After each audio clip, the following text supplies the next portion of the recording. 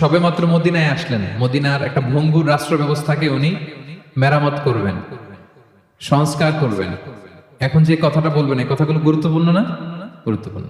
মালয়েশিয়ার honourable prime minister Anwar Ibrahim যখন প্রধানমন্ত্রী হলেন, উনি প্রথম যখন জাতির উদ্দেশ্যে ভাষণ দিলেন, এটা গুরুত্বপূর্ণ ছিল না? ছিল। যে কেউ কোনো বড় দায়িত্বে আসলে যখন কথা বলে প্রথম কথাগুলো খুব গুরুত্বপূর্ণ থাকে। রাসূল সাল্লাল্লাহু আলাইহি ওয়াসাল্লাম এই ভঙ্গুর সমাজকে, এই রাষ্ট্রকে মেরামত করবেন, এসেই জাতির উদ্দেশ্যে যে কথাটা বলছেন এই কথাগুলোর কিন্তু অনেক ওজন আছে, অনেক গুরুত্ব আছে। প্রিয় ভাই এবং বোনেরা, তিনি 4 দফা কর্মসূচি দিয়েছিলেন মদিনায় এসেই, মদিনার সাধারণ জনগণের সাথে মিশে কর্মসূচি দিয়েছেন। কয় দফা? 4 দফা। প্রথমে বলেছেন শান্তির পয়গাম পৌঁছে দাও। তার মানে হি ওয়াজ এ পিস লাভার। রাসূল সাল্লাল্লাহু আলাইহি ওয়াসাল্লাম শান্তিকামী ছিলেন, তিনি অশান্তি পছন্দ করতেন না। পিস এন্ড হারমোনি কিভাবে সোসাইটিতে এনশিওর করতে হয় এটা ছিল ওনার লক্ষ্য। প্রথম কথা থেকে বোঝা যায়। প্রথমে বলে নাই এই জিকির করো সবাই সুবহানাল্লাহ আলহামদুলিল্লাহ, বলছে এটা না। প্রথমে বলে নাই এই মেয়েরা সবাই পর্দা করো, মাথায় কাপড় দাও, বলছে? প্রথমেই বলেছেন শান্তির পয়গাম পৌঁছে দাও। সুবহানাল্লাহ। তিনি শান্তির নবী ছিলেন, তিনি শান্তি প্রতিষ্ঠার জন্য, পিস এন্ড হারমোনি করার জন্য আজীবন কাজ করেছেন।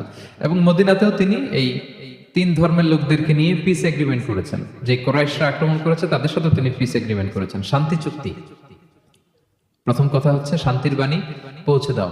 কারণ মদিনাতে রাসূল সাল্লাল্লাহু আলাইহি ওয়াসাল্লাম হিজরতের 5 বছর আগে একটা গৃহযুদ্ধ হয়েছিল, প্রচন্ড বড় গৃহযুদ্ধ। এটাকে বলে বুআসের যুদ্ধ। বুআস আউস এবং খাজরাজ ট্রাইবের মধ্যে। তো সবেমাত্র গৃহযুদ্ধ শেষ হলো, এখন কি প্রতিষ্ঠা করতে হবে? হ্যাঁ বলেন তো একটু। সবেমাত্র গৃহযুদ্ধ শেষ হলো, একটা ভঙ্গুর রাষ্ট্র, এটা তো মেরামত করতে হবে। কি বলেন? তো প্রথম কাজটা কি? To establish piece in the society. এবং সেই কথাটাই রাসূল সাল্লাল্লাহু আলাইহি ওয়াসাল্লাম বললেন। রাসূল সাল্লাল্লাহু আলাইহি ওয়াসাল্লামের কথা বলার টাইমিং বুঝতে হবে, ওনার মাইন্ডসেট বুঝতে হবে, ওনার ফিলোসফি বুঝতে হবে। He was the greatest philosopher ever in the world. পৃথিবীর সবচেয়ে বড় দার্শনিক ছিলেন আমাদের নবী। তিনি কোনো কথা এলোপাথারি আন্দাজে বলে দেয় না, একটা বড় এইম রেখে। গৃহযুদ্ধ শেষ হলো, এই রাষ্ট্রকে আমাকে মেরামত করতে হবে, প্রথমে আমাকে শান্তি প্রতিষ্ঠা করতে হবে। এজন্য প্রথমেই বললেন আফশুস সালাম। আফশুস সালাম, শান্তির পয়গাম পৌঁছাও। যুদ্ধ, বিগ্রহ, বিশৃঙ্খলা, chaos in the society, এগুলোকে থামিয়ে দাও। এটা ছিল প্রথম মেসেজ। তারপর কি বললেন?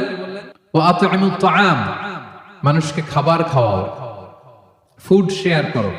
এটা সিম্পলি শুধু খাবার খাওয়ানো বুঝলে হবে না, খাদ্য সংকট দূর করো। খাদ্যদ্রব্য মানুষের নাগালে নিয়ে আসো, মানুষের ঘরে ঘরে খাবার পৌঁছে দাও। কারণ আগে তো পেট ঠিক থাকতে হবে। কি বলেন? বাংলা একটা কথা বলে যে পেটে খেলে পিঠে সয়। এবং আরবরা একটা কথা বলে যে এইখানে পৌঁছার আগে তোমাকে এইখানে পৌঁছতে হবে। মানে কারো হৃদয়ে পৌঁছতে হলে আগে কোথায় পৌঁছতে হয়? পেটে পৌঁছতে হয়। তো রাসূল সাল্লাল্লাহু আলাইহি ওয়াসাল্লাম শান্তির কথা বলার পরপরই বললেন যে আগে খাদ্য সমস্যা দূর করো, খাদ্য সংকট দূর করো। এই যে আমাদের বাংলাদেশে এখন একটা খাদ্য সংকট যাচ্ছে না, এটা কিন্তু অনেক বড় ধরনের সমস্যা। খাদ্য ঠিক, ফুড আইটেম ঠিক, তো সব ঠিক। রাসূল সাল্লাল্লাহু আলাইহি ওয়াসাল্লাম বললেন খাদ্যের সংকট দূর করো, ঘরে ঘরে খাবার পৌঁছে দাও। The vulnerable people of the society, তাদের প্রতি টেক কেয়ার করো, লুক আফটার করো, অনাহারের মুখে খাবার পৌঁছে দাও। এটা ছিল দ্বিতীয় কর্মসূচি। 3 নম্বরে বললেন ওয়াসিলুল আরহাম, আত্মীয়তার বন্ধনকে মজবুত করো। এই যে কিনশিপ টাইজ, এই বন্ডেজটাকে আরো মজবুত করো। কারণ নিজেরা নিজেরা যুদ্ধ করলে কি আর শান্তি থাকবে? থাকবে না। আত্মীয়তার বন্ধনকে মজবুত করো। সব শেষে বললেন নামাজের কথা। আমরা কারোর সাথে দেখা হইলে প্রথমে কি বলি? আগেই বলি নামাজ করেন, দাড়িটারে লম্বা করেন, মাথায় একটা টুপি দেন, বোরকা পরেন। এই কঠিন কঠিন কথা বলে আমরা মানুষকে দিন থেকে ভাগাই। তো রাসূল সাল্লাল্লাহু আলাইহি ওয়াসাল্লাম প্রথমে বললেন পিস এস্টাবলিশ করো। এরপরে বললেন ফুড প্রিভিলেজ নিশ্চিত করো, খাবার আছে কিনা প্রত্যেকের পেটে আগে এটা বলো, ঘরে ঘরে খাবার আছে কিনা, বিত্তশালীরা খাবার পৌঁছে দাও। এরপরে বললেন নিজেরা নিজেরা মারামারি করো না, ডোন্ট কিল ইচ আদার, নিজেদের বন্ডেজটাকে মজবুত রাখো। সব শেষে স্পিরিচুয়াল ডেভেলপমেন্টের কথা বললেন যে এই 3টা তো 4 দফা কর্মসূচির 3টা তো তোমাদের নিজেদের মধ্যে সোশ্যাল এঙ্গেজমেন্ট, এবার হচ্ছে ডিভাইন এঙ্গেজমেন্ট। ডিভাইন পাওয়ারের সাথে নিজেদের সম্পর্ক জুটে দাও। যখন সবাই ঘুমায় তুমি ঘুমিয়ে যেও না, তুমি জায়নামাজ বিছিয়ে সেখানে কান্নার ঝড় তুলো, সেখানে রবের সাথে একটা স্ট্রং অ্যাটাচমেন্ট গড়ে তোলো।